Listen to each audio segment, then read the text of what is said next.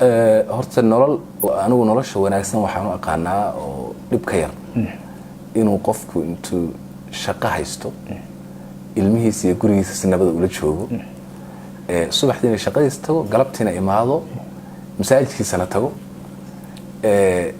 iska cibaadaysto gurigiisana iska joogo hawl yaraan iska shaqaysto businesskiisa iyo reerkiisa iyo cibaadadiisa alle anigu waxaan u aqaanaa horta meesha ugu dhib ka yar intaas ahayd intaas anoo iskaga joogo oo shaqaysta oo maxaan ku dhahaa iska baraadla oo halkaa iska joogo ayaan anigu siyaasadda ayaan imid marka anigu waxaan leeyahay goolis intaa ka weyn shaqo iyo shaqadan shaqo waan iska heli karaa waa iska sahlan tahay dhibkan iyo inaad ilmahaaga aadan in badan arag iyo reerkaaga aadan in badan la joogin inaad waxaan gasho waliba siyaasadda Soomaaliya oo aan sumcad badnayn runtii oo qofka hadduu si kasta u sumcad badan yahay laga yaabo in sumcadda laga rido xataa mararka qaarkood oo inta badan ugu badan tahay filashada qofka laga filayo aadka u weyn iyo tabarta meesha taala ayaa waxa weeye dadka inta fara badan sumcadda ka qaata taas waxaan u geliyo anigu waxaan isleeyahay anigu wax ka weyn intaas ayaan arkaya anigu waxa ay muuqataa Soomaaliya oo green ah Soomaaliya oo petroleum country ah Soomaaliya oo barwaaqo ah Soomaaliya oo aan abaar dadkeedu iyo baahi aynu u dhimanaynin iyo colaad Soomaaliya oo nabad oo peaceful ah taasna bilaash inay ku iman karto aniga ma aaminsanayn waxaan aaminsanahay in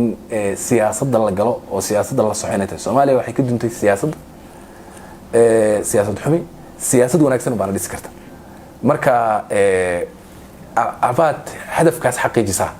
baa aniga ugu jirta aad iyo aad waxa qofku markuu shacab yahay iyo markuu uu mas'uul yahay isku mid maahan Soomaaliya kale inaad ka shaqeysana waxa weeye aad bay isaga waxa weeye adag tahay oo duruufo badan baa ku xiran oo waliba amni oo qofka laga yaabo mar walba inuu ku fikirayo goorma maartay gaari wax lagu xiri doona goorma lagu diri doona waxa weeye walwal fara badan inuu ku nool yahay hada maanta waxa laga yaabaa inaad tahay nin akademigaha oo waxa weeye aan ka walwalsanayn amnigiisa walwal ka qabin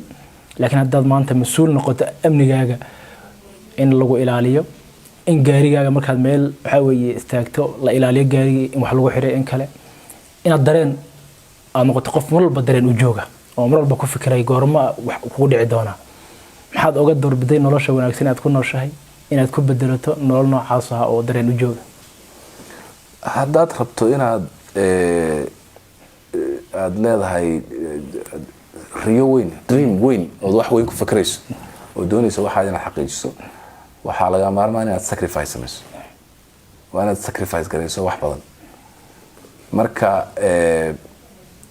waxa the ultimate goal kan aniga leeyahay waxa weeye siyaasadda inaan janno ku galaan raba sidaa darteed waxaa qasabada inaan wax sacrifice garayo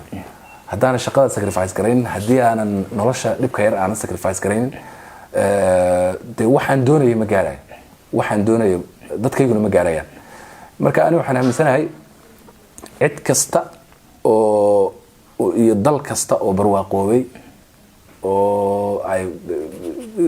wadan kastaba iska soo qaaday saa u fiiri waxaa jira kuwo u soo gubtay oo u dhintay oo baaba'ay oo waxa weeye noloshoodii ka tagay oo ciqaabtaas u galay baa jira oo dhibkaas u galay oo naftoodii iyo maalkoodii iyo karaamadoodii iyo sumcadoodii iyo cirdigoodii intaba waxa weeye horay ayaa jira haddaan kuwaas jiri lahayn qaybta dambe kuwa dambe kumay raaxaysteen loogama yaabaro kumay raaxaysteen marka aniga waxaan diyaar u ahay sidaan ku jir Soomaaliya ku jirtay intay ku sii jiri lahayd deegaankaygu suu ku jiro intuu ku sii jiri lahaa waxaan diyaar u ahay noloshaas macmacaan inaan iskaga tago oo aan sacrifice sameeyo oo aan raadiyo waxaan doonayay saan ku xaqiijin lahaa inaan isku dayo taasaan aniga ka shaqeynaya Turkiga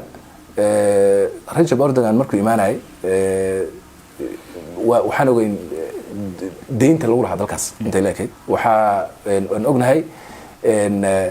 dadka ama askarta ha noqdo ama dadka civilianka ha noqdo mishaarkooda wuxuu ahaa waxaan ognahay sumcad xumadii ay ka dhaxlaayeen Yurub iyo caalamkaba waxaan ognahay dalkaas meeshuu joogay maantana waxa way meesha joogay inuu deymiyooda iska nadiifiyay inuu asagu deyn bixinayo inay China iyo Mareykan deyn ka qaadanayaan oo asagii deyn la weydiisanayo ayuu joogaa wiilal unbaa waxa way intay ka tageen noloshii macaaneed iyo waxa soo dhan ayay heerkaas gaarsiiyeen wadan kasta oo noocaas noqdana sidaas u ahaa India waxa lagu xoreeyay wiil baa intuu mariyay iska dhigay oo jid iska fariistay ilisaanay ku xoroobaysa South Africa waad garanaysaa Mandela dhibaatadii gaadhay uu iska raaxaysan lahaa dad xoolo helay dad wax ka sahelayna